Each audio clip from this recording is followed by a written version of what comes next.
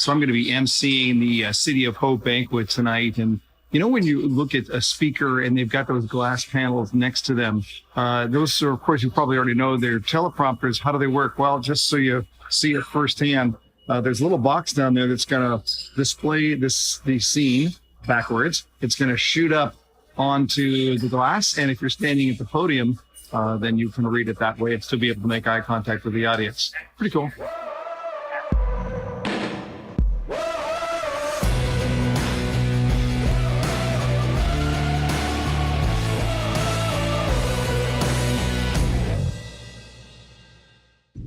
So I had a really fascinating conversation with a salesperson today who told me that he was frustrated because a lot of the customers that he works with are happen to be from South Korea. He's got a South Korean referral network that's going, and he said, on the one hand, it's great because there's a good referral network going. They're bringing me lots of business, but on the other hand, it's a little frustrating because I don't really understand that Korean buyer all that well. I don't really know what makes them tick. It's a very, very different culture.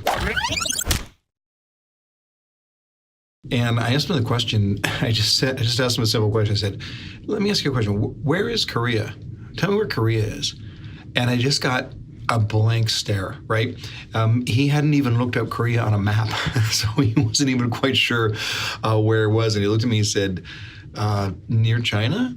And so I knew right from the very beginning we had an issue, and I made a recommendation to him. I said, look, if you know you're going to be dealing with a lot of people that are all from the same culture, why are you not at least just going to Wikipedia and typing in South Korea, for crying out loud? Just learn something about that customer. And it doesn't necessarily have to be because they were from a different country or a different nationality. If you're seeing a lot of this people with the same characteristics, whatever that is, whatever that demographic is, whatever that niche is, do your homework.